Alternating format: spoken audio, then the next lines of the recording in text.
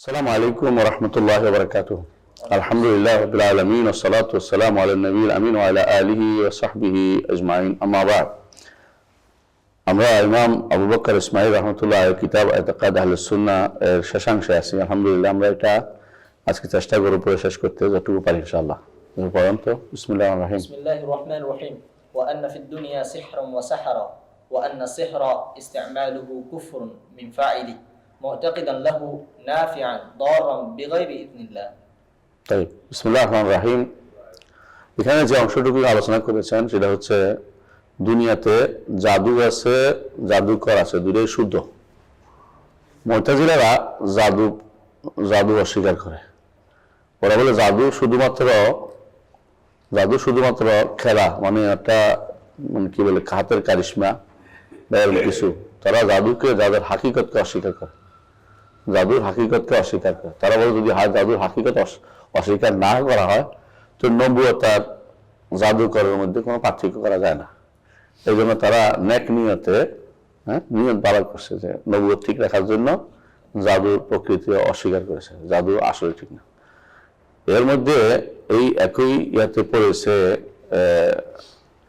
আপনারা শুনেছেন জাসাস রাহিমাহুল্লাহ, তিনি এই জাদু দিয়ে কিছু পরিবর্তন এটা অস্বীকার করেছেন। কিন্তু না, জাদু পরিবর্তন করতে পারে, কারণ এটা নিজের পক্ষ থেকে। যদি কেউ মনে করে জাদু দ্বারাই পরিবর্তন হয়, কিন্তু আল্লাহ সেটা হতে দেন, আল্লাহ সেটা হতে দেন। যদি মনে করে যে জাদু নিজেই হয় তাহলে সেটা কুফর হবে, কাফের হবে। কারণ হচ্ছে দরার এবং নাফা এইটার মালিক একমাত্র আল্লাহ তাআলা, এটা আর কেউ মালিক না। তো এইটা যদি কেউ অন্য কারো দিকে সম্পৃক্ত করে আল্লাহ ছাড়া, তাহলে সে ব্যক্তি কাফের হবে। তবে অন্য কেউ করে, আপনারা জানেন যে একজনকে মেরে ফেলতে পারে না, হত্যা করে না, হত্যা করে, এই হচ্ছে হত্যাকারী, নিঃসন্দেহে গুনাহগার। কিন্তু হত্যাটা কে হতে দেয়? আল্লাহ হতে দেয়, কাজটা আল্লাহ হতে দেয়। ঠিক রূপে জাদুকর অপকর্ম করে, যেগুলো ক্ষতিকর, এ সমস্ত কাজ করে, জাদুকরের মাধ্যমে প্রভাব পড়ে। যেমন হত্যা করলে মারা যায়, জাদুকরের মাধ্যমে প্রভাব পড়ে। কিন্তু কেউ যদি মনে করে জাদু দ্বারা সে জাদুকর ভালো মন্দ কিছু করে ফেলতে পারে, পরিবর্তন করতে পারে, ক্ষমতার অধিকারী হতে পারে, সে ব্যক্তি মুশরিক এবং কাফের। তো মুশরিক কেমন হয়েছে? আল্লাহ তাআলার সিফাতের মধ্যে তিনটি সিফাতকে বলা হয় সিফাত জামিয়া। একটা কি? কুদরতুল্লাহ আল কামিলা, একটা ইলমুল্লাহ আল শামিল, একটা হচ্ছে হুকমুল্লাহ আল কামিল। আল্লাহর পরিপূর্ণ হুকুম, বিধান দেওয়ার অধিকার বা জগৎ পরিচালনার অর্ডার দেওয়ার অধিকার একটা গুণ। আরেকটা গুণ হচ্ছে পরিপূর্ণ ক্ষমতা, একটা হচ্ছে পরিপূর্ণ ইলম। এই তিন জায়গাতে কেউ এই বৈশিষ্ট্য যারা দাবি করে তারা শিরিক করে। আমরা আল্লাহর সিফাতের আলোচনা সেগুলো আমরা বলে থাকি, বুঝে আসছে? আপনার মনে আছে বোধ হয় শিরকের আলোচনাটা বলেছিলাম। তো জাদুকর সম্পর্কে মানুষের এই ধারণা আসে যে সে, অথবা সে নিজেও যদি বলে যে আমি পরিবর্তন করতে পারি, তাহলে সে ব্যক্তি কিন্তু নিজে তাগুত। এই জন্য কেউ তাগুতের মধ্যে জাদুকর অন্তর্ভুক্ত করেছে, বুঝে আসছে? জীবিত তাগুত, ওখানে তাফসীরের মধ্যে কেউ বলছে জাদুকরকে। কেন জাদুকর বলছে? জাদুকর নিজের উপর এমন কনফিডেন্স এসে যায় যে আমি এটা করতে পারি, এটা করতে পারি, এবং সে একবার দেখায়। তো যে কেউ পরিবর্তন করতে পারে বিশ্বাস করে, সে ব্যক্তি কোথায় শিরিক করলো? আল্লাহর সিফাতে শিরিক করে, তো আল্লাহর সিফাতে শিরিক করে তো কাফের। আবার এটা তো একটা পক্ষ, জাদুকর নিজে মনে করতেছে। কেউ জাদুকরের সম্পর্কে এই ধারণা করে যে সে পরিবর্তন করতে পারে, সে শিরিক করলো। জাদুকর নিজে পরিবর্তনকারী ধারণা বিশ্বাস করলে সে নিজে তাগুত হলো, মুশরিক এবং তাগুত। আর যদি মনে করে, তাহলে আপনারা জানেন যে তাগুত হচ্ছে ওই ব্যক্তি যে ব্যক্তি আল্লাহর রুবুবিয়ত অথবা আসমা সিফাত অথবা উলুহিয়তের কোনো বৈশিষ্ট্য দাবি করে, সে হচ্ছে তাগুত। ওই ব্যক্তি যে ব্যক্তি আল্লাহ তাআলার রুবুবিয়ত বা উলুহিয়ত বা আসমা সিফাতের কোনো বৈশিষ্ট্য দাবি করবে, সে ব্যক্তি হচ্ছে তাগুত। এবং নিজের জন্য করলেও তাগুত, অন্য কারোর জন্য করলেও তাগুত বানাইছে, হয়তো তাগুত নাও হতে পারে, তাগুত বানাইছে। এবং কবর যে বিশাল ক্ষমতার অধিকারী মনে করা হয়, যা আমাদের আছে শাহজালালের পুণ্যভূমি, তার এই ক্ষমতা মনে করলে তার কবরটাকে তাগুত বানানো হয়েছে। তিনি তার বলেন না আমার তার কবর তাগুত বানাইতে, তো তারা তাগুত বানাই ফেলে অনেক সময়। তো তাহলে তাগুত কেউ বানায় অথবা কেউ তাগুত নিজে দাবি করে, দুটো একটা। যদি কেউ আল্লাহর নাম গুণ অথবা আল্লাহ উলুহিয়াত অথবা আল্লাহ রুবুবিয়্যাতের কোনো বৈশিষ্ট্য দাবি করে বা কারোর নিজের জন্য বা অন্য কারোর দাবি করলে তাগুত হয়।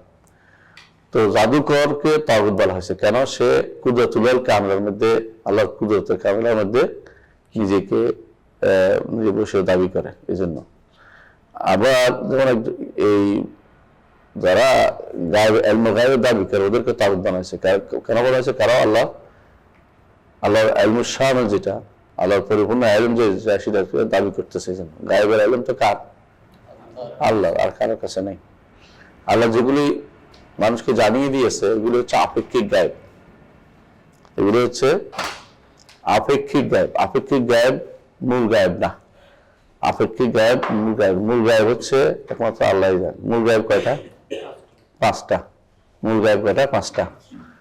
আপেক্ষিক গায়েবকে এটা হলো ব্যক্তি বিশেষ, যে জানতে পারছে সে জানতে পারে নাই, এটাই পার্থক্য।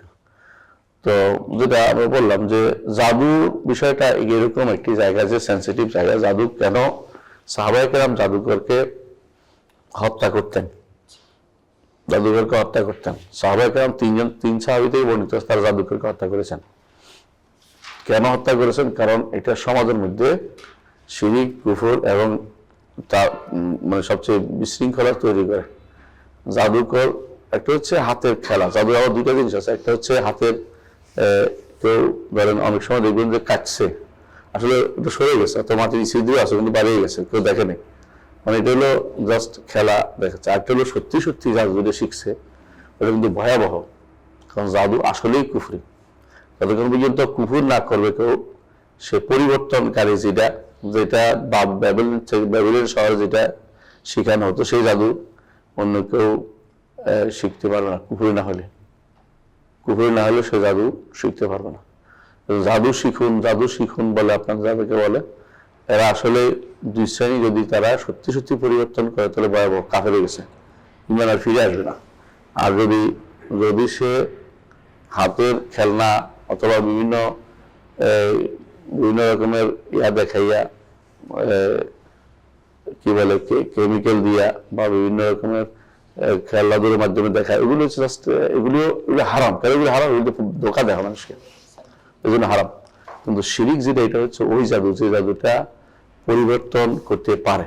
এই পরিবর্তন করাটাকে অস্বীকার করেছে মুতাজিলারা। আমরা বলি হ্যাঁ পারে, তবে এটাও আল্লাহ তাআলার অনুমতি ক্রমে হয়। জগতে কোনো কিছু আল্লাহর অনুমতি ব্যতীত হয় না। যেগুলো হয় না, কেউ করতে পারে না, তো আমরা দেখতে পাবো অনেক কিছুই হচ্ছে যেগুলো আমরা আল্লাহর অনুমতি না হলে এটা হইলেও কেমনে। অবশ্যই তিনি এটা অনুমোদন, এই অনুমোদনকে কোন অনুমোদন বলে? কাউনিয়া, আল্লাহর ইজনে কাউনি বা প্রাকৃতিক অনুমোদন, যার সাথে আল্লাহর সন্তুষ্টি অথবা আল্লাহর অসন্তুষ্টি জড়িত নাই। এটা শুধুমাত্র এটা এই জন্য তিনি তো এটা হতে দেন, তখন পূর্ব দিকে সূর্য উঠে পশ্চিম দিকে এরকম। কিন্তু এই পরিবর্তনটা তিনি আমাদের জন্য, এটা চাওয়াটা কি শিরক? কারো কাছে যাওয়া, জাদু করে ওরে অসুস্থ বানিয়ে ফেলেন, বা জাদু করে ওর স্বামীকে আলাদা করে ফেলেন, জাদু করে তার বিয়ে শাদী বন্ধ করে দেন, কালো জাদু আছে, বিভিন্ন রকম জাদু আছে, এরকম অনেক কিছু করে না মানুষে। এগুলি সব হচ্ছে কুফর, এগুলো সব কি কুফর। এবং এগুলি কারিশমা হাতের কারিশমা না, এগুলি বড় কুফর, অর্থাৎ শিরিক। এবং এগুলি যে বিশ্বাস করবে সে মুশরিক, যে করবে সে মুশরিক এবং তাগুত। এবং যে ব্যক্তি মনে করবে যে তাদের এই ক্ষমতা আছে নিজস্ব, তাহলে সে ব্যক্তি তাগুত হবে এবং মুশরিক হবে একসাথে। তো এই জন্য আকীদার বিষয়ের একটা গুরুত্বপূর্ণ জায়গা, যেখানে হয়তো মানুষের মনে হইতে পারে যে সবে তো এত ক্ষমতা আল্লাহ যদি করেন, মুতাজিলা কি বলছে, আল্লাহ যদি এটা যদি কোনো আল্লাহ করে দেন তাহলে তো কি আল্লাহ তাআলা দোষ হয়ে যাচ্ছে। কিন্তু আল্লাহ তাআলা এটা ওর মানুষের কি দোষ, এই জন্য তো তারা এই জন্য এটা থেকে বাঁচানোর জন্য ন্যাক নিয়তে বলছে যে এদের কোনো ক্ষমতা নেই, এদের মধ্যে কেউ কেউ হানাফি মাযহাবের কোনো কোনো ইমামও এই দ্বারা আক্রান্ত হয়েছে, অর্থাৎ এই জাদুর হাকিকত নাই বলতে হচ্ছে। অবশ্যই জাদুর হাকিকত আছে, জাদু শুধু শুধু খেয়াল না, জাদু শুধু খেয়াল না, জাদুর কি আছে, হাকিকত রয়েছে। এটাকে যারা অস্বীকার করে তারা আসলেই জাদু সম্পর্কে জানে না, অথবা আকীদা সম্পর্কে জানে না। বুঝতে পারছি। তো সালফুস সালিহিন কিন্তু কঠোর ছিলেন। আমি বলতে পারেন যে সাহাবায়ে কেরাম যে হত্যা করেছেন, সাহাবায়ে কেরাম যে হত্যা করেছেন, তো হত্যার এই মাসআলাটা হত্যা করেছেন, হত্যার এই মাসআলাকে কিভাবে নেবেন? একজন কি অপরাধ দেখলে আপনি হত্যা করতে পারেন? এটাই হচ্ছে মানে মূল পয়েন্ট। একটা সময় ছিল যখন বিচার সাহাবায়ে কেরামের হাতে বিচার ব্যবস্থা অনেকগুলো জিনিস ছেড়ে দিয়েছেন ওমর রাদিয়াল্লাহু আনহু, বা ওই সময় বিচার ব্যবস্থা প্রাতিষ্ঠানিক রূপ পায় নাই, প্রাতিষ্ঠানিক রূপ ছিল না। বুঝলেন না কথাটা? কেউ করতে পারবে না একমাত্র শাসককে বিচার করে বা বিচারককে বিচার করে, এমন কথা ছিল না। তো এই সময় তখনকার সিচুয়েশন অনুসারে এটা হয়েছে। তারা জানতেন যে এটা বাস্তবায়নের দায়িত্ব আমারও,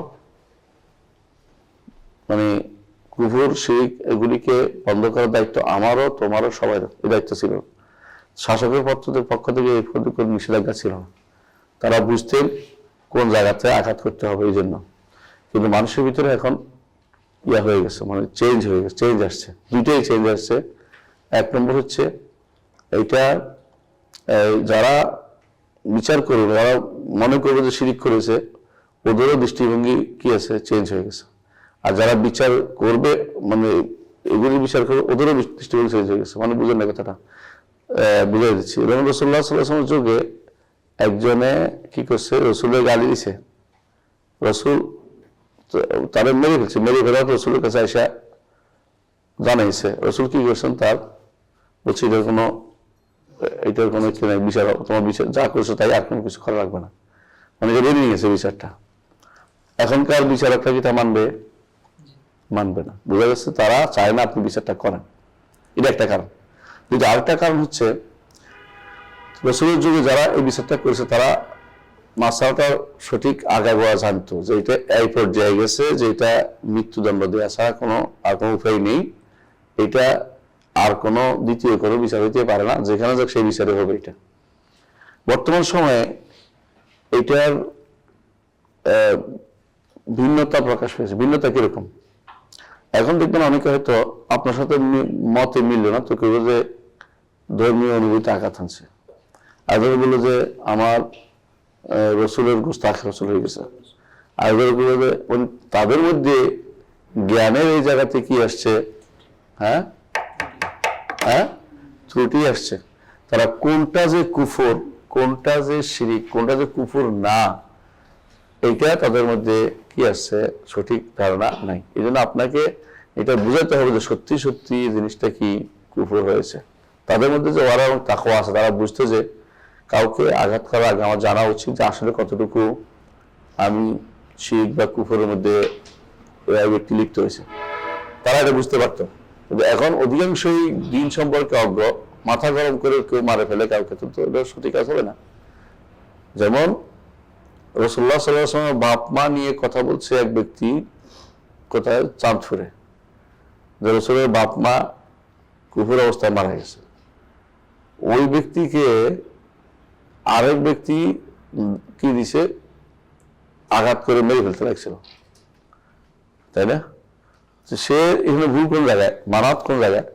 প্রথমত এইটা কুফর কিনা না, এটা সত্য কথা। এক, তার কাছে এটা কুফর, হত্যাযোগ্য অপরাধ। তো সুতরাং এই জাতীয় জিনিসগুলো যেহেতু মানুষের জ্ঞানের কি আছে, সংকীর্ণতা আছে, তারতম্য আছে, সেহেতু এগুলি মানুষের হাতে ছেড়ে দেওয়া এখন আর উচিত না।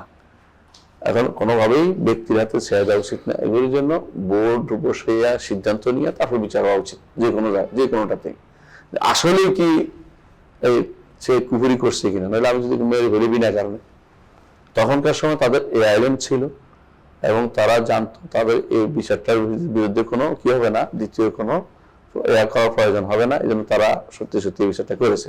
তাহলে বুঝতে পারছি, বুঝছেন তো কেন জাদুকরকে সাহাবায়ে কেরাম হত্যা করেছে, অথচ আমরা হত্যা করতে আদিষ্ট নয়, আমরা হত্যা করতে পারবো না। আমাদেরকে এই দায়িত্ব প্রশাসনের পক্ষ থেকেও দেওয়া হয়নি এবং আমরা এটা নির্ধারণ করতেও সমর্থ নই। অনেকে হয়তো হাতের কেশমা দেখেছি দেখেই তারে হত্যা করতে শুরু করে দিবে, এটা তো ঠিক নেই, এটা তো গুনার কাছে, গুণে তো হত্যা মতো গুণা না। ওই জাদুকর যে জাদুকরে ইমান চলে যায় তার হত্যা মতো গুণা, এবং এটা নির্ধারণ করার ব্যাপার আছে, এটা কোর্ট হওয়ার ব্যাপার আছে, বিচার হওয়ার ব্যাপার আছে। না হলে আমার দায়িত্ব হচ্ছে বলে দেয়া, আমার তো আর কাউকে রাস্তা আলেম মোসাইতে আপনি দাঁড়ো কানুন কারো উপরে জোর করে শরীয়ত চাপিয়ে, শরীয়তের বিধান যে আমার দায়িত্ব না, তো আমি বাস্তবায়ন করার দায়িত্ব আলাদা নেই। তো দায়িত্ব দিয়ে থাকে তো বাস্তবায়ন করা অবশ্যই, সে না করলে গুণাগার হবে, যেমন শাসক যেমন বিচারক, এরা গুণাগার হবে। আমরা কি বুঝতে পারছি কথাটা? তবে বোঝা গেল যে দুনিয়াতে কি আছে, জাদু আছে, জাদুকরও আছে, এবং জাদুকর যদি জাদু কর্ম করে সে ব্যক্তি কি করছে, কুফর করছে, কাফের হয়ে যাবে। কোন জাদুকর এটা বলছি, কোন জাদু বুঝছেন তো? ওই জাদুতে কি করে, পরিবর্তন করে। এবং কেউ যদি কোনো বিশ্বাস করে যে এরা আল্লাহ তাআলার আল্লাহ নিজেরাই করতে পারে, যে ক্ষমতা, তারা মুশরিক, যে বিশ্বাসী মুশরিক। আর জাদুকর যদি কোনো নিজে বিশ্বাস করে যে করতে পারে, তাহলে সে তাগুত এবং মুশরিক দুটো একসাথে হবে। জি, 7 নম্বর একটা বলেন। জি, ويرون مجانبة البدعة والآثام والفخر والتكبر والعجب والخيانة والدغل والاغتيال والسعاية। আলহামদুলিল্লাহ, এখানে অনেকগুলো জিনিস যেগুলোকে আহলে সুন্নাত ওয়াল জামাত ত্যাগ করার কথা বলা হয়েছে। 1 নম্বর হচ্ছে এরা পরিত্যাগ করে বেদাত। বেদাতকে পরিত্যাগ করতেই হবে, বেদাতকে কোনোভাবেই ছাড় দেওয়া যাবে না। কেন বেদাতকে পরিত্যাগ করতে হবে? কারণ কুল্লু বিদআতিন দালালা, কুল্লু বিদআতিন দালালা। এর বিপরীতে বেদাতে হাসানা এটা আসলে নাই, বেদাতে হাসানা নাই, কারণ কুল্লু বিদআতিন দালালা যেহেতু বলছে, এবং হাসানার কোনো প্রমাণ আমাদের কাছে নেই। এখন যদি রাসূলুল্লাহ সাল্লাল্লাহু আলাইহি ওয়াসাল্লাম সান্না ফিল ইসলামি সুন্নাতান হাসানা এটা দলিল দেয়, কি জবাব দিবেন?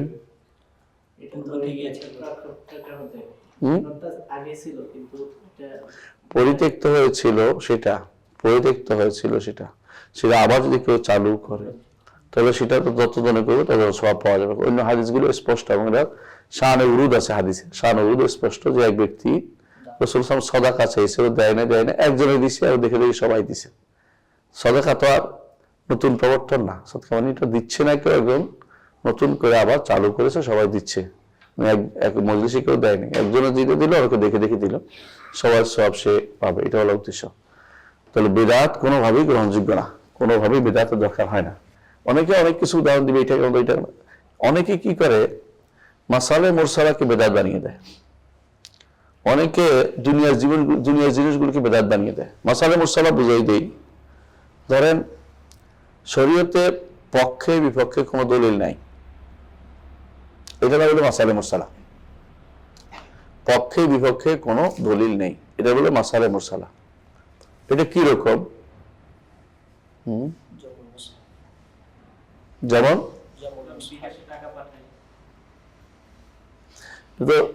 বিদেশে টাকা পাঠানো পক্ষে বিপক্ষে, এটা তো দুনিয়া, একদম দুনিয়াবি জিনিস, তাই না? ওইটা উদ্দেশ্য না, যেটার সাথে দিনের একটু কি আছে, সংযুক্তি আছে, এটা বলতে হবে। যেমন বিমানে করে হজে যাওয়া, হ্যাঁ, বিমানে করে হয়ে যাওয়া, আপনার বিমানে করে হজে, তাই না? আমাদের মসজিদে আলো দেয়া, মসজিদে সুন্দর করা, হ্যাঁ, মাইকে আজান দেয়া, আসেন তো মাইকে আজান দেয়, এটাও মাইকে আজান দেয়া। তো মাইকে আজান দেয়া বা এটাও কিন্তু অনেকটা সুন্নতের ভিতরে পড়ে, অন্য কারণে। কারণ হচ্ছে রাসূলুল্লাহ সাল্লাল্লাহু আলাইহি ওয়াসাল্লাম চেয়েছেন আওয়াজের স্বর বড় হোক, চেয়েছেন না? কোথায়? এই জন্য রাসূলুল্লাহ সাল্লাল্লাহু আলাইহি ওয়াসাল্লাম বলছেন যে বেলালকে শিখিয়ে দাও, তার আওয়াজটা খুব বড়। সবাইকে বলছে বেলালকে শিখিয়ে দাও, তার আওয়াজটা খুব বড়। তো আর রাসূলুল্লাহ সাল্লাল্লাহু আলাইহি ওয়াসাল্লাম কি ছিল? মুকাব্বির ছিল। তাহলে এটা একেবারে তখনকার সুন্নত হিসেবে দেখা যাচ্ছে, তাই না? সুন্নত হিসেবে দেখা যাচ্ছে। তো বোঝা যাচ্ছে যে যেগুলো উসুলের ভিতরে যেগুলো পড়ে যায়, কোন উদ্দেশ্য, শরীয়তের উদ্দেশ্য এটাকে বাস্তবায়ন করা হচ্ছে, নতুন কিছু না। আওয়াজ বড় করা উদ্দেশ্য শরীয়তের, যেমন আমাদের দার্স দেওয়া উদ্দেশ্য শরীয়তের। রাসূল বলছে বাল্লিগু আন্নী ওয়ালাউ আয়া, প্রচার করো। তো এটাকে আর বাড়তি কিছু বাড়াচ্ছি না, আমরা শুধু শব্দ বাড়াচ্ছি, জায়গা পৌঁছাচ্ছি। কিন্তু আমরা যদি গান চালু করি, মানে গান বুঝছেন, আগে গুণা পরে আগে গান পরে গান, কেন মানুষ যেন আসে। ওয়াজের মাহফিল নাম দিলাম, ওয়াজ তো জায়েজ, এখন নাম দিলাম ইসারে সব মাহফিল। মাঝে মাঝে এসব মাহফিলে যেতে হয়, দেখি দিছে ইসারে সব মাহফিল।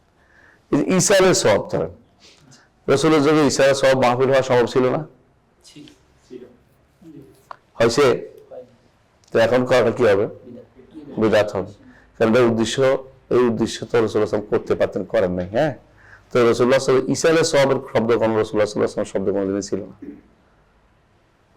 ইসারে সব হবে মাহফিলের কি জন্য হইতো? ওয়াজ ইরশাদ, ওয়াজ ইরশাদের জন্য হওয়া বৈধ।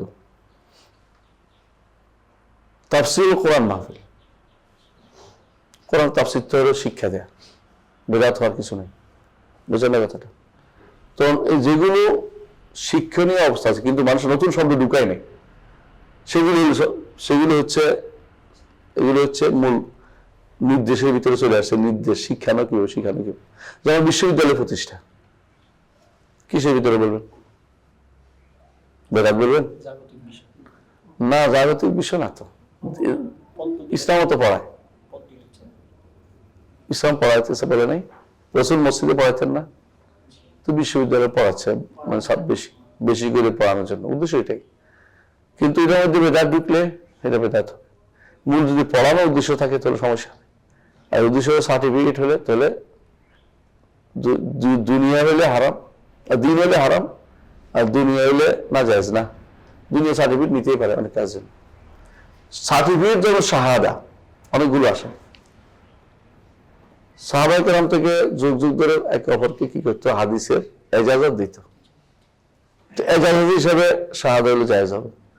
আর শাহাদা যদি কোনো হয় পড়ে নাই তারপর শাহাদা নিচ্ছে, নকল করে শাহাদা নিচ্ছে, তাহলে তো হারামের মধ্যে চলে গেছে। কিন্তু এটা বেদাতের মধ্যে ঢুকতেছে না। কিন্তু এজাজা সলবদের থেকে এজাজা পৌঁছে দেওয়ার দায়িত্ব ছিল। একটা হলো অমমের ভিতরে ঢুকছে, অমম নির্দেশনার ভিতরে ঢুকে যায়। এটা শরীয়তের হলো ফাহওয়ান নাস বলে। এটাকে কি বলে? ফাহওয়ান নাস। আপনাদের পড়েছিলেন মনে আছে বোধহয় যে নসের 3টা অংশ থাকে। একটা হলো ফাহমুন নাস, তাই না? একটা হলো ইল্লাতুন নাস, একটা হলো ফাহওয়ান নাস। কত হলো? ফাহাম ইল্লা, পড়তে পারতেছেন না? আবার দেখি, ফাহমুন নাস, একটা হলো ইল্লাতুন নাস, একটা হলো ফাহওয়ান নাস। এই 3টার ভিতরে বেদাত হয় না। আপনি কোরআন বুঝার ক্ষেত্রে, কোরআন হাদিস বুঝার ক্ষেত্রে আপনি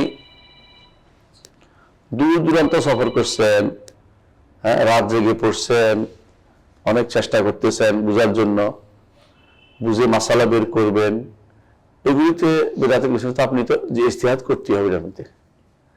যে একটা হলো ইল্লাতুন নাস, যে কোরআন হাদিসের কারণটা বের করি, কি কারণ এটা বোঝা যাবে, আরো কিছু মাসাইল ব্যবসা যোগ করতে পারি, এটা ইজতিহাদ, এটা সওয়াবের কাজ। আগেটাও সওয়াবের কাজ, এটাও সওয়াবের কাজ। আরেকটা হলো উদ্দেশ্য, শরীয়তের উদ্দেশ্য দেখি, মাকাসিদ, উদ্দেশ্য দেখি। উদ্দেশ্য দেখার কারণে যেটা বের হবে, শরীয়তের উদ্দেশ্য এটা চায়, আমি এই পক্ষে কথা বলছি, তো এটা কি হবে? এটা বলে ফাহওয়ান নাস। এটাও বেদাত হয় না। শরীয়তের উদ্দেশ্য যেহেতু আওয়াজ বড় করা, শুধু মাইক দিয়ে করেন আর মুখে বলেন, আওয়াজ বড় করা হওয়ার উদ্দেশ্য। শরীয়তের উদ্দেশ্য মক্কা যাওয়া, হজ করার জন্য।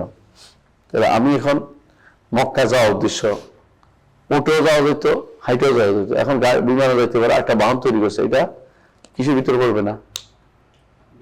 বেদাতের ভিতরে পড়বে না, এটা বেদাতের ভিতরে পড়বে না। কথা বুঝছেন তো? তো এখন অনেকে বেদাতের কথা বলে, আপনি তো ভাত খাইছেন, রসুল তো ভাত খায় নাই, ভাত খাওয়াতে হবে না। হ্যাঁ, আপনি ফ্যান চালাইছেন, রসুল তো ফ্যান চালায় নাই, এটা তো ফ্যান তো আবার হিসেবে কেউ করে। হ্যাঁ, তো এই জাতীয় যেগুলো দুনিয়ার মুআমালাত, এগুলোতে কখনো কি নয়, বেদাত আসবে না। যেগুলিকে দিন মনে করে করা হচ্ছে, দিন মনে করে করা হচ্ছে, সেগুলি যে বেদাত আসবে। আর বেদাত আরেকটা বেদাত হয় কখনো কখনো, অন্য ধর্মের জিনিস নিজের ধর্মে ঢুকানো, অন্য ধর্মের কোনো কিছু নিজের ধর্মের ভিতরে ঢুকিয়ে দেয়া, যেমন মিলাদ করাটা বেদাত, মিলাদ পালনটা বেদাত। মিলাদ পালন, জন্মতিথি পালনটা আমাদের ধর্মে কোনোদিনই ছিল না, নীতির ভিতরে আমাদের ইসলামের কোনোদিনই ছিল না, দিনই ছিল না। তো এটা বেদাত হবে, কারণ রসুল যুগ হইতে পারত। রসুল বলতো যে, সাহাবায়ে কেরাম বলতো যে, ইয়া রাসূলুল্লাহ আপনি তো রবিউল আউয়াল মাস পুরাটাই আমরা শুরু করে দিই, কি করা যায় মিলাদ পড়া, একটাও করে না কেউ কোনোদিন, সুতরাং এটা বেদাত হবে। যেমন কিয়াম করাটা বেদাত হবে, কিয়াম করে অনেকে মিলাদও পড়ে, কিয়ামও করে, বড় ধরনের বেদাত, গর্হিত কাজগুলি। রসুলের যুগে হওয়া সম্ভব ছিল, সাহাবায়ে কেরাম কেউ করেননি, এগুলি বেদাত এবং তাদের উদ্দেশ্য ছিল না। হ্যাঁ, দুরূদ পড়াটা, এই যে আমি বলতেছিলাম, দুরূদ পড়াটা তো নিঃসন্দেহে বৈধ কাজ, তাই না? তো বেদাত ঢুকছে কোন জায়গায়? পদ্ধতিতে, কাইফিয়া, কাইফিয়াতে ঢুকছে, যে কিভাবে পড়তেছে, দাঁড়িয়ে বসে, টেনে টেনে, গোল হয়ে। জিকির করা সওয়াবের কাজ, তো জিকিরের মধ্যে যে কোনো শব্দ পরিবর্তন করে কি হবে? বেদাত হবে। জিকিরের মধ্যে পদ্ধতি পরিবর্তন করলেও বেদাত হবে, সংখ্যা নির্ধারণ করলেও বেদাত হবে, যেখানে সংখ্যা নির্ধারণ নাই। কোথাও সংখ্যা নির্ধারণ আছে, সেখানে সংখ্যা নির্ধারণ থাকবেই। তবে বেদাত থেকে আহলে সুন্নাত ওয়াল জামাত সবসময় কি থাকে? দূরে থাকে। শুনলে বেদাত, শুনলে যদি যেটা বেদাত হয়েছে তো ছেড়ে দেয়। আহলে সুন্নাত ওয়াল জামাতের একটা মূল জিনিস হচ্ছে, তারা আমল করে, হাদিস বা কোরআনের আমল করতে চেষ্টা করে, আর অন্যরা আমল করার পরে দলিল খুঁজে। কথা বলেন নাই? মানে আহলে সুন্নাত ওয়াল জামাত একটা হাদিস পড়ছে, হাদিসের মধ্যে কি কি শিক্ষা পাইলাম খুঁজে, আর অন্যরা আমল করে ফেলে, এরপরে হাদিস খুঁজতে থাকে। যেমন আহলে সুন্নাত ওয়াল জামাত বেদাত, এই বায়াতের বেদাত করে না, বায়াতকে শুধু ইমামের সাথে খাস করে, রাষ্ট্রপ্রধানের সাথে খাস করে। অন্যরা বায়াত করছে, এখন খুঁজতে থাকে যে বায়াতের কোন দলিল পাওয়া যায় কিনা, খুঁজতে দেখো। মানে তারা ইয়া থেকে নেয় নাই, মানে কোরআন সুন্নাহ থেকে নেয় নাই, নিজেরা নিচে নিয়ে এখন দলিল খুঁজতেছে। এটা বেদাতীদের কাজ। কিছু একটা হলে বেদাতীরা কি করে? কোনো না কোনো একটা প্যাচ করার খুঁজে থাকবে। রাসূলুল্লাহ সাল্লাল্লাহু আলাইহি ওয়াসাল্লাম তিনি দুনিয়া থেকে চলে গেছেন, মারা গেছেন, এই কথা বললে অনেকে দুঃখে কলজা ফেটে যায়। রাসূল মারা যান নাই, ইন্তেকাল করছেন। কেন? রাসূলের যদি একজন উদাহরণ দিচ্ছে, যদি আল্লাহ বলছে যে শহীদরা তাদেরকে মৃত বলে না, তো শহীদের থেকে বহুগুণ ভালো কে? নবীরা। তো নবীদেরকেও মৃত বলা যাবে না। দলিল কি রে? কিয়াস? হ্যাঁ, দলিল না?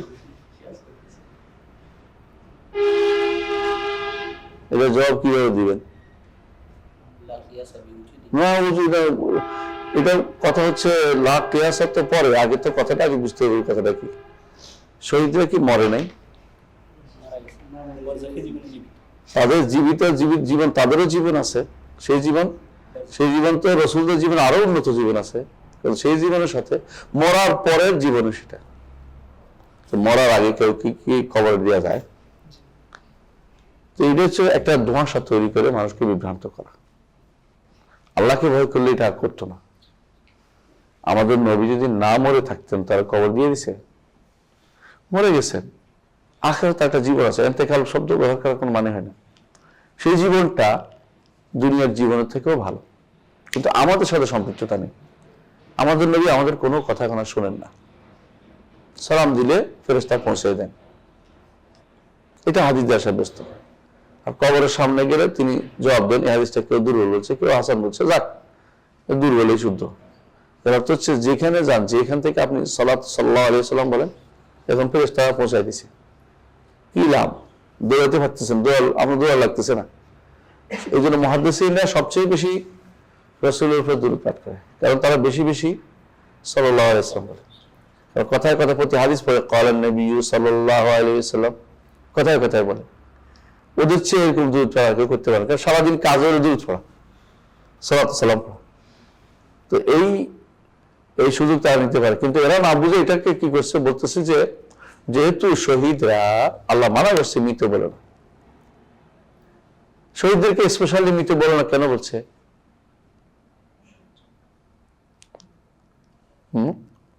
কারণ হ্যাঁ, মর্যাদার কারণে। আহসানতা, মর্যাদাটা কি? কারণ নিজে জান দেওয়াটা সবচেয়ে কঠিন কাজ। এরা আল্লাহর জন্য নিজে জানটা দিয়ে দিয়েছে। তো তখনকার সময় মনে করা হতো, আল্লাহ কোরআনে উল্লেখ করেছেন, লাউকানু ইনদানা লামা মাতু মা কুতিলু, যদি আমাদের কাছে থাকলে ওদের মরতো না। আল্লাহ বলছেন যে লাবারাজাল্লাযিনা কুতিবা আলাইহিমুল কাতলু ইলা মাদাজিহিম, তো মৃত্যু তাদের কাছে অবশ্যই আসবে যদি ঘরেও থাকতো। ওটাই লেখা হয়েছে, ওই সময় তাদের মৃত্যু লেখা হয়েছে। তোমরা যেখানে থাকো আইনামা তাকুনু ইউদরিকুমুল মাউতু ওয়ালাউ কুনতুম ফি বুরুজিন মুশাইয়াদা। তো ফেরেশতাদের এদেরকে তুমি মনে করো না যে আফসোসের কারণে বন্ধ করার জন্য, যে আমাদের ভাই, আমাদের আত্মীয় মুখ টমুক তারা শহীদ হয়ে আহারে মরে গেল। তো বলছে তোমাদের এই মরা দুনিয়ার জীবন তো অবশ্যই মরেছে, কিন্তু আখিরাত জীবনে তারা কি ইনদা রাব্বিহিম ইউরযাকুন, উদ্দেশ্য হচ্ছে তার রিজিক প্রাপ্ত হয়। এই রিজিকটা কি? নেয়ামত, জান্নাতের নেয়ামত তারা তাদের কবরে দেয়া হচ্ছে। আর আরেকটা নেয়ামত হচ্ছে তাদের রুটা পাখির পেটে দেওয়া হয়েছে, তারা জান্নাতের ভিতরে ঘুরে বেড়াচ্ছে। এটা হাদিস সন্তুষ্ট। তো সুতরাং এইটা দিয়ে জীবন মরে না এটা বলা যাবে না, কারণ এটা তো কাফেরও আছে, কাফের শাস্তি পাচ্ছেন কেউ বাদ না, সবারই মরার উপরে একটা কি আছে, বারজাখি জীবন আছে। বারজাখি জীবন হয় শান্তি নয় শাস্তি। এই জীবনের থেকে কেউ মাফ নাই, জীবন এটা আছেই আছে। এই জীবনকে দুনিয়ার জীবনে মরে নাই এমন কথা বলার সুযোগ নাই, কারণ প্রতিটি মানুষই মারা যাবে। কুল্লু নাফসিন যায়িকাতুল মউত, আমার নবীও নফস, সুতরাং তিনি মারা গেছেন। এখন তিনি আখিরাতের জীবন আছে, যে জীবনের সাথে আপনার জীবনে কোনো মিল হবে না। এরা কি করে? আখিরাতের জীবনের সাথে মিল তৈরি করে, দুনিয়ার জীবনের সাথে মিল তৈরি করে বলে রাসূল মারা যাননি। কিয়াস করে কি জন্য? তাই এই জন্য রাসূলের স্ত্রীদের আর বিয়ে হয়নি। নাউযুবিল্লাহ, রাসূলের বিয়ে হওয়ার আল্লাহ নিষেধ করে দিয়েছে, বলা তানকিহু আজওয়াজাহু মিন বাদি আবাদা, না বাদাহু আবাদা, আজওয়াজাহু মিন বাদি আবাদা, যে রাসূলের পরে তোমাদের তার স্ত্রীদেরকে তোমরা কেউ বিয়ে করতে পারবে না, আল্লাহ নিষেধ করে দিয়েছেন। এটার জন্য ভয়াবহ বিভ্রান্তি হচ্ছে, কোন পরবর্তী যুগের কোন কবর পূজারীরা মনে করে যে রাসূলুল্লাহ সাল্লাল্লাহু আলাইহি ওয়াসাল্লামের স্ত্রীরা রাসূলের কবরে তার সাথে দেখা করতে চায়। নাউযুবিল্লাহ, আপনার তো আশ্চর্য লাগতেছে না? ফিকহ কিতাবের মধ্যে লেখা আছে এটা। কোন ফিকহিরা যে উল্টাপাল্টা করে তার হিসাব নেই, মানে এমন জিনিস নিয়ে তারা তানাসা করে যেগুলি কুফরি কালাম হচ্ছে কম না। তো এই জাতীয় কথাবার্তা ফকিরা মাঝে মাঝে উল্টাপাল্টা বলে। এই যে এগুলি তো কিন্তু বেদাত, আমি বুঝতে চাচ্ছি এটাই যে এগুলি কি বেদাত, এবং কখনো কোনো মুকাফফারা হয়ে যায়, কাফের বানায় ফেলে। বেদাত দুই প্রকার, কখনো মুকাফফারা, কখনো মুফাসসিকা, ফাসিক বানায়, কখনো কাফের বানায়। তবে যে কোনো গুনার চেয়ে বেদাত ভয়াবহ, কারণ বেদাত থেকে তওবা করে না, গুনার থেকে মানুষে কি করে? তওবা করে। মানুষ মনে করে অপরাধ করছি, যেমন বেদাত করলে তার জন্য তওবা থেকে তো ভালোই মনে করছে, এটা তওবা করেই না, সেটা সওয়াবের কাজ মনে করে, এটার জন্য প্রতিরোধ করে, এটার পক্ষ থেকে প্রতিরোধ করে। আমাদের বিশ্ববিদ্যালয়ে যে সমস্ত প্রফেসররা আছেন যারা বেদাত করেন, আপনি দেখে জিজ্ঞাসা করে দেখেন, দরকার হলে এটা নিয়ে জন্য সে মারামারি শুরু করবে, এরকম আছে, প্রতি ডিপার্টমেন্টে আছে, আমরা জানি। এমন বেদাত করে যে কল্পনার বাইরে। আপনি যদি জিজ্ঞাসা করেন, বলছে আমার আবেগ আছে, অনুভূতি আছে, আপনার মতো না, আবেগ অনুভূতি দিয়ে তিনি পাশ করে যাবেন। কোরআন সুন্নাহ দলিল লাগে না ওনাদের কাছে। আহলুস সুন্নাহ ওয়াল জামাত কি করে? ইয়ারাউনা মুজানাবাতিল বিদআহ, বেদাত থেকে তারা দূরে থাকে।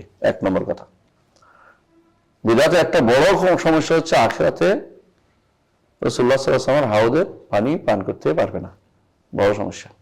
যে সময় পানির খুব দরকার সে সময় পানি পান করতে পারবে না। ওয়াল আযাম, এবং তারা গুনাহের কাছ থেকে দূরে থাকে, গুনাহের কাছ থেকে দূরে যাওয়ার চেষ্টা করে। গুনাহ করে না বলা হয়নি, বুঝে আসছে কথাটা? গুনাহ তো হবেই। ওয়াল ফখর, আর তারা অহংকার করে না। ওয়াত তাকাব্বুর, গর্ব করে না, অহংকার করে না, দুটেই। ফখর তো গর্ব, তাকাব্বুর তো অহংকার। ওয়াল উজব,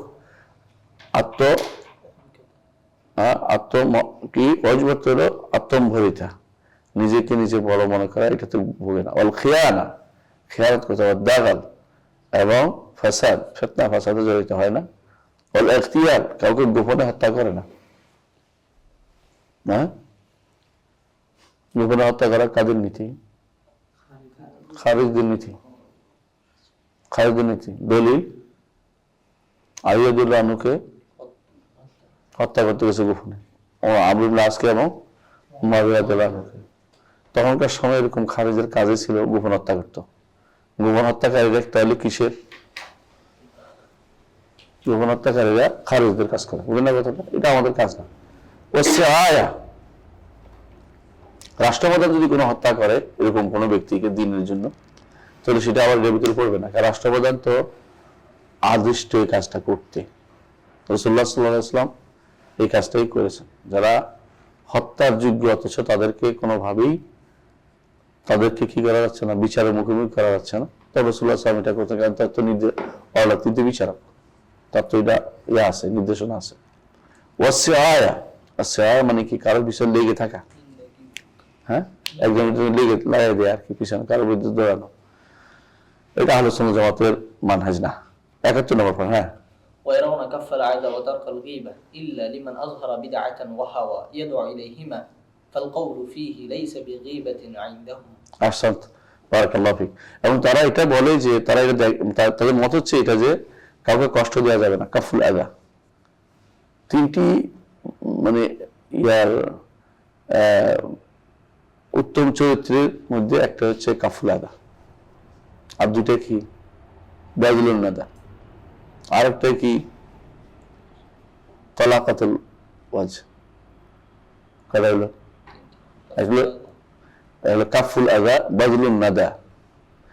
কাফুল আদা কষ্ট না দেয়া, বাযলুন নাদা হচ্ছে পয়সা খরচ করা, আর একটা হলো তালাকাতুল ওয়াজ, হাসি মুখের কথা বলা। এই তিনটে হচ্ছে সমস্ত উত্তম চরিত্রের উপরে, মানুষের সাথে, আল্লাহর সাথে তিনটা কি?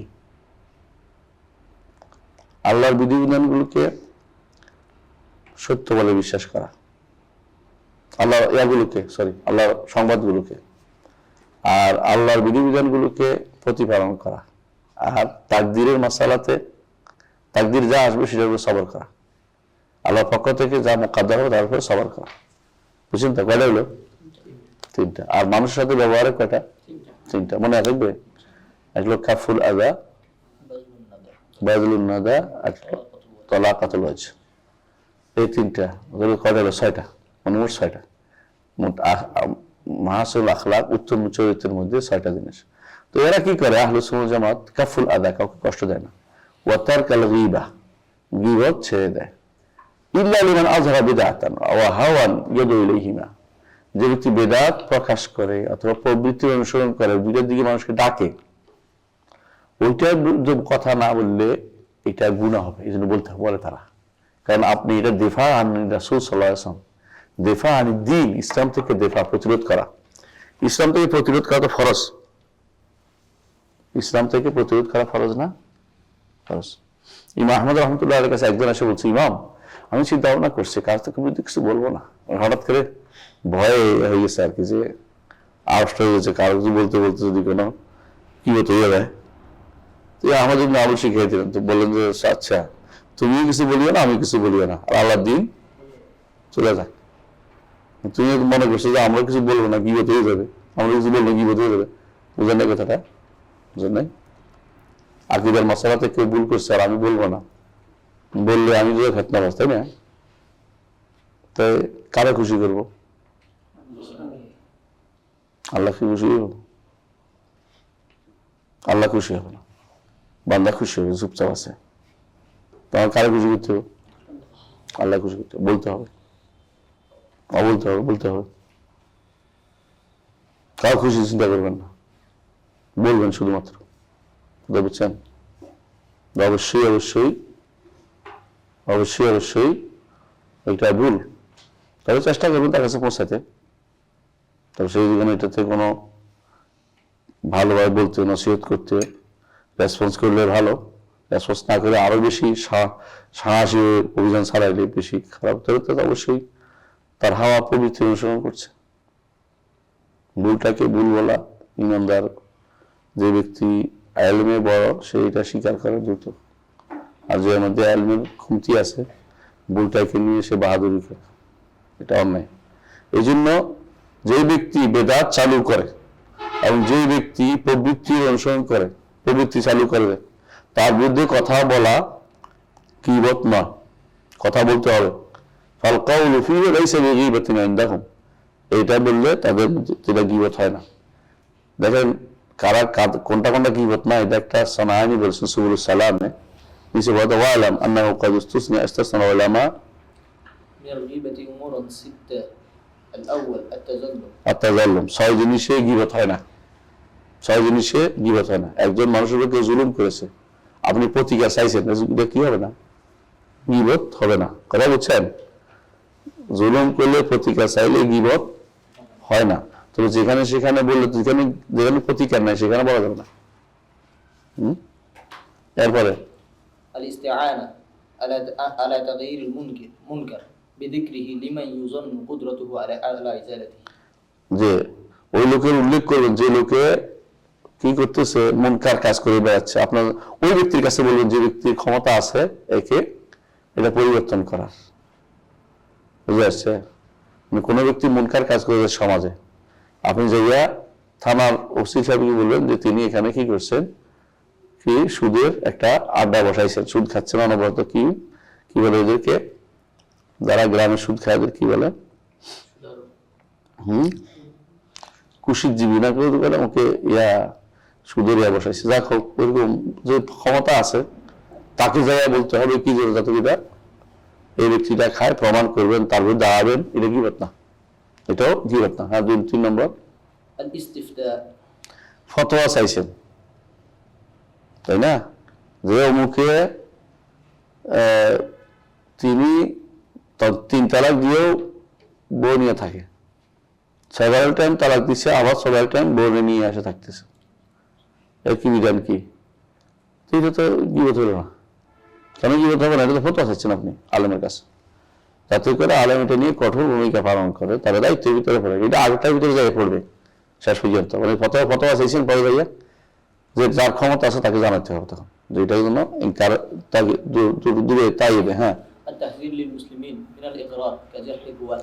ইফতিরার, বর্ণনাকারীদের, হাদিস বর্ণনাকারীদের যে বর্ণনা অপরাধ সে কাতুন সাবতুন বলেন না, উনি ভালো, অনেক খারাপ, উনি মিথ্যাবাদী, এগুলি অনেকে বলবেন যে গীবত গাইছে না, গীবত না। কারণ দিনের ব্যাপারে কি, দিনের ব্যাপারে সাবধান করা। হ্যাঁ, ذكر من جاهر بالفسق أو البدع.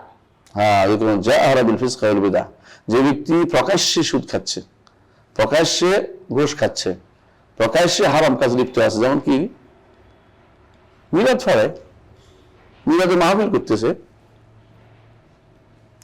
এটার প্রসাদ বলবেন না, ভালো করবেন, কেন বলবেন না? না বললে আপনি কি, আপনি চুপ থাকতে পারেন না? চুপ থাকার জায়গা না এটা, এখানে চুপ থাকার অর্থ আপনি কি করলেন না, আপনি গীবত বন্ধ করে আপনি হারামকে প্রমোট করলেন, এটা হতে পারে না। এটা আপনি স্পষ্ট, যে ব্যক্তি এলো মুজাহির বিল ফিসক, তার কথা বলাটা এটা কোনদিন কি নয়, গীবত না। হ্যাঁ, তারপরে التعريف بالشخص بما فيه كالأعور والأعرج والأعمش ولا يراد به نقصه নকসুহু ওয়া গীবাতুহু। কোন মানুষের কাউকে একটা হচ্ছে এই কানা, এটা তো খারাপ কথা, বুঝলেন? আর কেউ পরিচয় দেবে, ওই লোকটাকে গেল, কোন লোকটাকে একটা চোখ নাই, এটা দোষণীয় না, কিন্তু তার দোষ করার উদ্দেশ্য, তার পরিচয় দেওয়ার উদ্দেশ্য, যে লোকটা গেল, আর তারা কানা বলে ডাকা, এটা তো আল্লাহর নিয়ামতের সাথে করা, তাই না? আল্লাহ তোমার দিছে বলে তুমি একজনের কানা বলে রাখতে পারো না। তো এই জন্য যদি কাউকে পরিচিতির জন্য বলা হয় যে আমার উদ্দেশ্য হচ্ছে ওই লোকটা, যেমন সরাফা কি বলতেন যে হারেস আল আওয়ার একজন ছিলেন, আরেকজন ছিল আব্দুর রহমান আয়রাজ, আর সুলাইমান মেহরান আমাস কাকে বলে রে? আর চোখের সমস্যা, আর আয়রাজ হচ্ছে চোখের সমস্যা, আয়রাজ হচ্ছে পায়ের সমস্যা, আর আওয়ার হচ্ছে এক চোখ নষ্ট, যেটা এটা মানে এটা আমার হচ্ছে দেখার সমস্যা, মানে বেশি দেখতে পায় না আর কি আমাস। তো এইগুলি এই যে 6টা কথা বলছে, এগুলি কি না, গীবত না। তো আমাদের বলছে যে ফালকাউ ফি লাইসা বিগীবাতিন ইনদাহুম, যে ব্যক্তি বেদাত প্রকাশ্যে করে, বেদাত প্রবৃত্তি অনুসারী হয়ে চলে, ফিসক করে, ফাসিকি, সেই ব্যক্তি কথা বলে দেয়া, তার বিরুদ্ধে সাক্ষ্য দেয়া, তার উপরে মানুষকে সাবধান করে, এগুলো কোনটা বেদাত না। কোনটাই বিদআত না। কথা বলছেন? রাসূলুল্লাহ সাল্লাল্লাহু আলাইহি ওয়াসাল্লাম এরকম একটা করছে না? হ্যাঁ, কাউকে সাবধান করার ব্যাপারে যে কত নম্বর করছে রাসূল?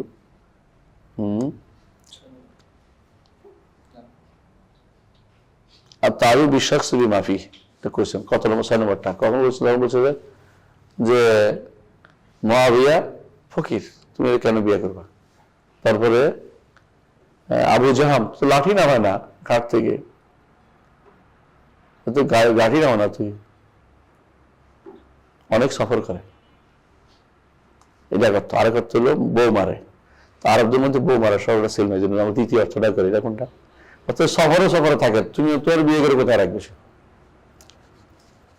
এই জন্য যারা বিদেশে থাকে ওদের উচিত নয় বউ বিয়ে করে চলে যাওয়া, এবং সেখানে এই জাতীয় পরামর্শ দেওয়া উচিত না যে ওর কাছে বিয়ে দেওয়া, কারণ তারা দেশে থাকো, বউ যেখানে সেখানে থাকা উচিত। মানে সেখানে ফেতনা অনেক বেড়ে যায়।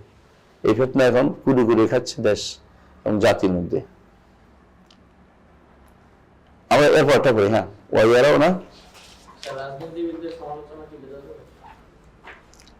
সুন্দর প্রশ্ন। রাজনীতিবিদদের সমালোচনা, রাজনীতির সমালোচনাটা কি খারাপ জায়গাতে না ভালো জায়গাতে? সমালোচনাটা কিসের জন্য হচ্ছে? মানে তার সমালোচনা তুমি করতেছো এই জন্য যে তার এই রাজনীতির এইটা কুফুরি, এটা শিরকি, তো হয়তো ফরজের ভিতরে পড়ে দিয়ে আমি দিন থেকে প্রতিরোধ করা। আর যদি দিনের মধ্যে সে এমন কোন কর্মকাণ্ড করে যেগুলো ইসলাম সমর্থন করে, দিনগুলো চালাই দিচ্ছে, তুই এটা কি বেদাত না?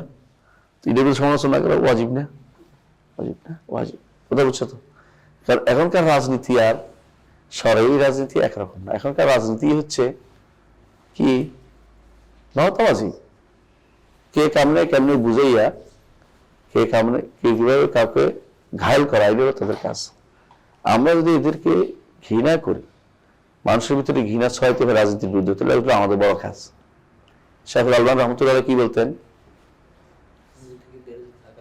রাজনীতি ছেড়ে দেওয়াটাই হচ্ছে রাজনীতি, সবচেয়ে উত্তম রাজনীতি।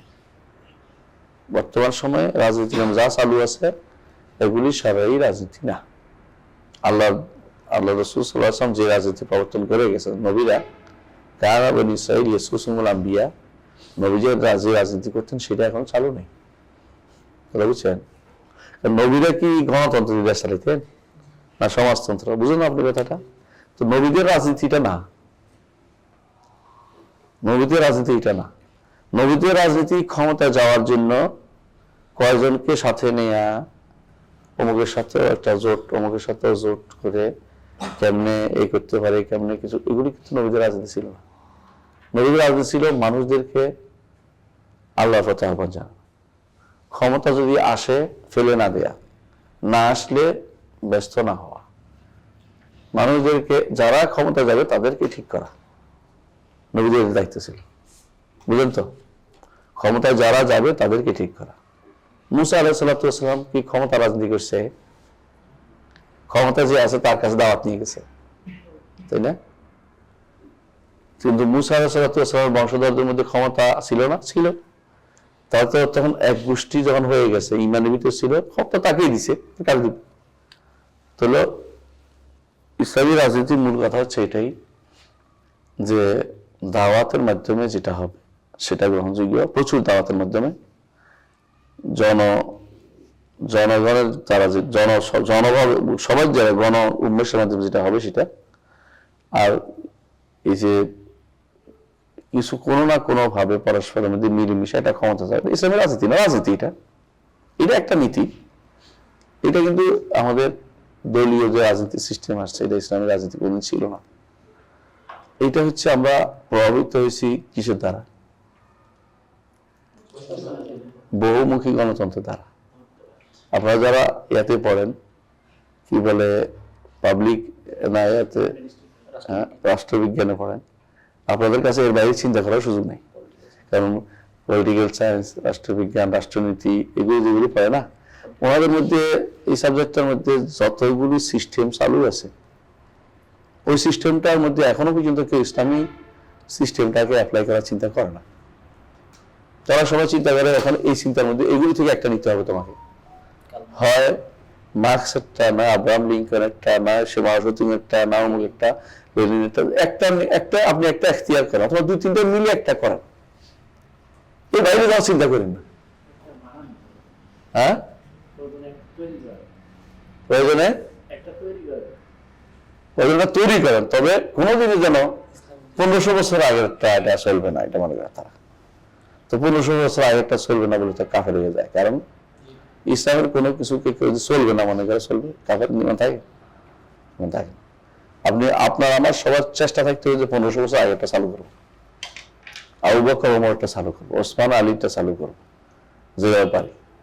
এই প্রচেষ্টা যদি থাকে তাহলে আপনি ইসলামী রাজনীতি যেটাকে বলে ওইটার মধ্যে আছেন। আর যদি বলেন যে ওইটা এখন, হ্যাঁ ওইটার উন্নত পদ্ধতি হচ্ছে গণতন্ত্র,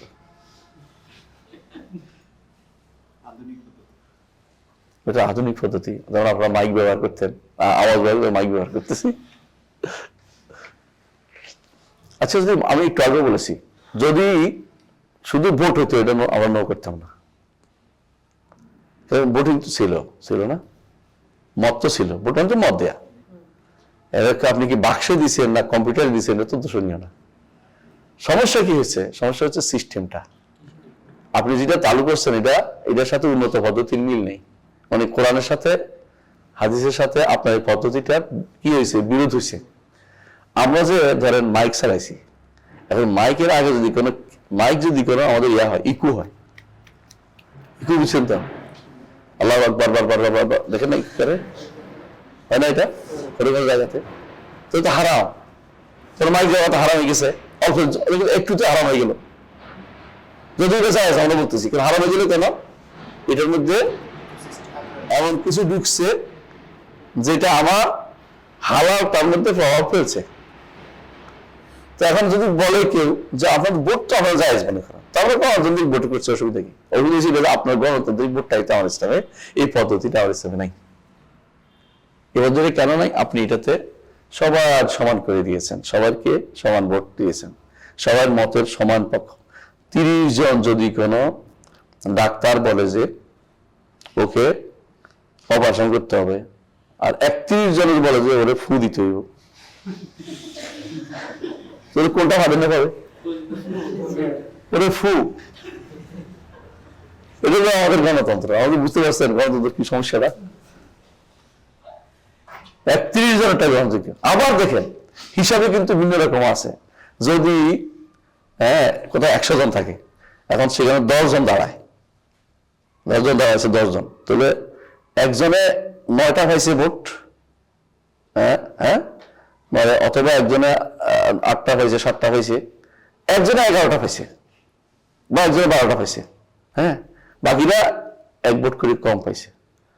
হিসাব করলে এরা বেশি না, হ্যাঁ, হিসাব করলে এরা বেশি না। কিন্তু আপনি এখন কয়জনের ভোট, কয়জনেরটা নিয়ে শাসন করতেছেন? 11 জনের শাসন চলতেছে আপনার। বাকি এত মানুষ সব বাদ হয়ে গেল। এটা কোন ধরনের কথা? এটা কি কোন নীতির ভিতরে পড়ছে? এটাই তো আমাদেরকে বরবাদ করে দিচ্ছে। কোথাও আমি নাই বলে কি আমার বক্তব্য থাকতে পারবে না? হারানোর জায়গাতে এরকম চলে এখন। দেশে যদি কোনো LGBTQ নিয়ে সংসদে আইন পাশ হয়ে যায়, কি করবেন আপনি? আপনারা তো অন্ধকার, আপনার কথা শুনেও চেষ্টা করেন, দিনের কথা শোনার চেষ্টাও করেন। আপনার এই গণতন্ত্র আমার কোন তন্ত্র? তন্ত্র দিয়ে আমি চালাচ্ছেন, আপনি বুঝেন না, বাস্তবতা বুঝছেন না কত ভয়াবহ এটা। আসলে এটা হুকমুল আগলাবিয়্যা বলে আর কি, যে অধিকাংশের বিধান। কোথায় অধিকাংশ হইল? তবে যারা দাঁড়াইছে ওদের মধ্যে একজন অধিকাংশ হয়েছে, এটা তো আসলে কমই হইল হিসেব মতে। আর প্রসূত বিবেকের ইয়ার বাইরে। আমি লম্বা আলোচনা করতে চাচ্ছি না, এটা আলাদা জিনিস, কিন্তু বলতে চাচ্ছি যে এইটা ও যে পছন্দ করেছে, এটা গীবতের ভিতরে পড়বে কিনা প্রশ্ন আছে। ব্যক্তি চরিত্র হলে কি করতে হবে? ব্যক্তি বুঝেন, আমার দেখছি অনেককেই দেখছি একটা মানুষ অন্যায় করেছে, শাস্তি পাবে সবকিছু, তার পারিবারিক নিয়ে আলোচনা করতে পারেন না, মিথ্যা কথা বলতে পারেন না, তার নিয়ে মিথ্যা কথা বললে গীবত হবে। তার মধ্যে যেটা না এটা বলা হচ্ছে তা বহুতা, এটা জায়েজ নাই। কিন্তু সে দ্বীন ও শরীয়তের বিরুদ্ধে কর্মকাণ্ড করছে, আপনি চুপ থাকতে পারবেন না, বলবেন। বলবেন যে এগুলি, এই সমস্ত যারা করে তারা এই কাজগুলি করছে। একদম মডার্ন কৌশল যে মেয়েরা শর্ট কাপড় পরে হাঁটতে পারবে, ক্ষমতায় গেলে, অমুক দল ক্ষমতায় গেলে মেয়েরা শর্ট করে নামতে হবে। আপনি এর বিরুদ্ধে কথা বলবেন, চুপ দেখবেন কেন? হারাম কথা বলছে, যে কথা বলছে এটা মুসলিম কেউ দাবি করতে বলতে পারে না। এটা মেয়েরা হাফ প্যান্ট পরে হাঁটবে, এটা কেউ বলতে পারে না।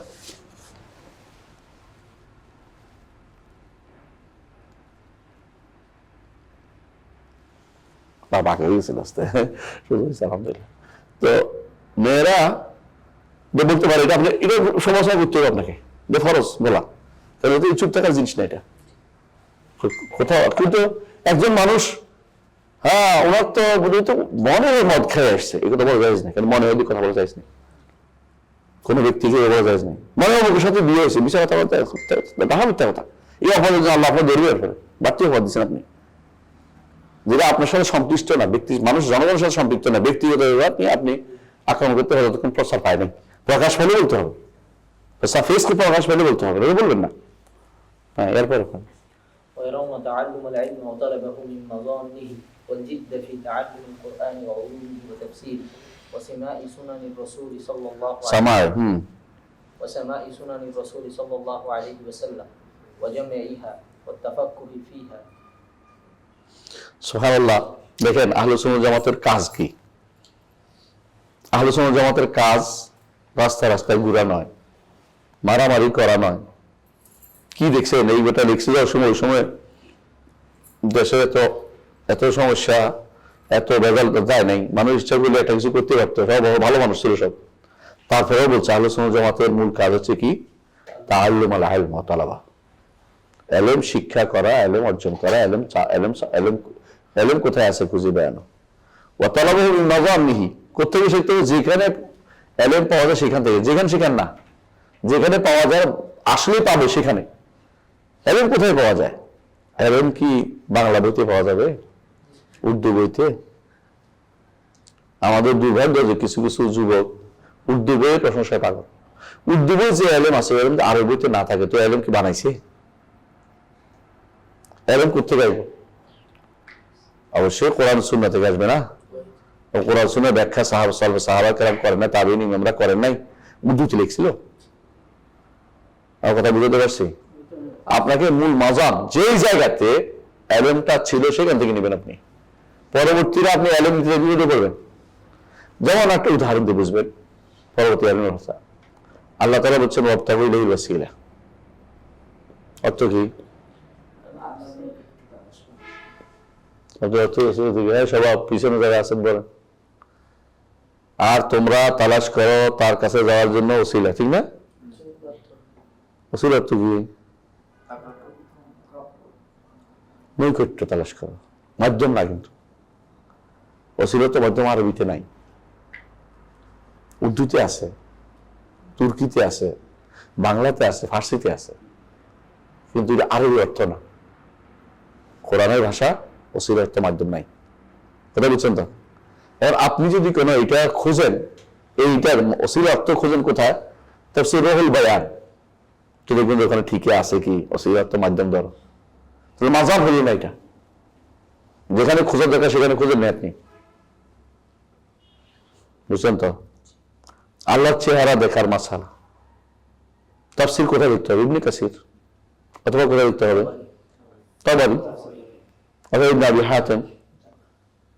এগুলো দেখলে আপনি পাবেন যে এই অর্থটা কি, আল্লাহ চেহারা দেখার শব্দ বলে কি বুঝাইছে। চেহারা দেখার অর্থ দেখবে, তাদের চোখে থাকা, তাদের মাথায় থাকা চোখ দিয়ে দেখবে, হাদিস আছে সরাসরি। এখন আপনি যদি কোনো তাফসীর মারফুল খোঁজেন, ওখানে লিখবে কি? লিখছে কি? অনুভব করবে। তাহলে মাঝাব হইল না, দেখার জায়গা হইল না। মানে যেখানে আপনি ইলম অর্জন করতে হবে সেখান থেকে নেন না আপনি ইলমটা। আমি বুঝতে পারছি। আরেকটা ধরেন, আল্লাহ তাআলা বলছেন যে ইন্নী জাআলু ফিল আরদি খলিফা। খলিফা অর্থ খুঁজ দিলে আপনি কোথায় বুঝতে পারবেন? আগে তাফসীর গুলো হতো, কারণ তাফসীর হয়েছে। কারণ এখন যে আপনি বর্তমান সময়ে কোনো তাফসীর পড়েন যেখানে হয়তো কেউ লিখছে, হয়তো খলিফা অর্থ হলো শাসক, প্রশাসক। তাহলে ভুল করে জানেননি, আমরা সবাই তো প্রশাসক, তাহলে সবাই শাসক। আর দুনিয়ার বুকে আমি খলিফা বানাই, সব মানুষ খলিফা। সর্বনের খলিফা। আল্লাহু আকবার, আল্লাহু আকবার, আল্লাহু আকবার। তাহলে মাজার এলএম যেগুলো কোথায় পাওয়া যায় সেখান থেকে আমরা শিখবো ইনশাআল্লাহ। এখান থেকে আমরা আগামী দার্সে পড়বো। ইয়ারাউনা তাআল্লুমাল ইলম, এখান থেকে আমরা পড়বো ইনশাআল্লাহ। আজ কত তারিখ?